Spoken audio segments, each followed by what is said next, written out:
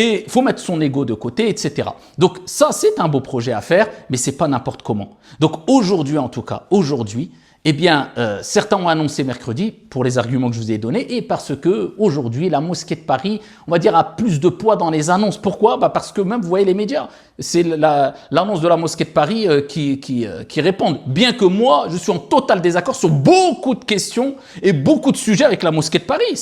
Le sujet n'est pas là. C'est que le but, c'est de trouver une institution qui puisse réunir juste pour commencer Ramadan et pour annoncer Al-Eid. Donc pour l'instant, malheureusement, même les instituts, les institutions, les fédérations, ceux qui sont censés représenter les musulmans, ont échoué sur cette question-là. Ça serait bien qu'ils puissent trouver une solution, ou alors, à défaut d'avoir une alternative solide qui voit le jour, Inch'Allah ta'ala. Donc, ala kulli hal, pas besoin de continuer à envenimer la situation, à rajouter de l'huile sur le feu, mais il faut agir avec respect. Et il faut faire attention à ceux qui parlent avec légèreté en traitant tel pays de menteurs et tel de...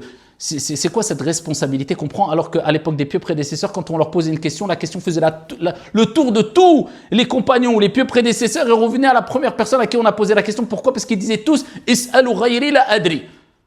Parce que je posais la question à d'autres personnes, je ne sais pas. Parce qu'ils avaient peur de l'impact et des conséquences de leurs réponses. Et aujourd'hui, avec légèreté, du fond de notre chambre, on ouvre la caméra, tout le monde s'est trompé, rattrapez votre jour de jeûne. T'es qui, toi?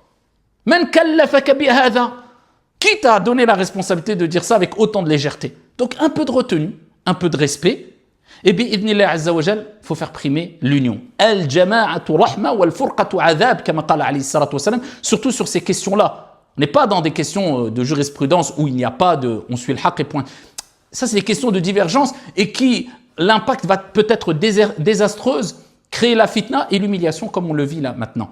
L'union, suivre le groupe, c'est une source de miséricorde. Et on le vit à ce moment-là malheureusement. Qu'Allah subhanahu wa ta'ala accepte notre jeûne, qu'Allah tabaraka wa ta'ala unisse nos cœurs afin d'unir nos paroles, incha'Allah ta'ala. Barakallahu fina wa fikum, alhamdulillahi rabbil alamin.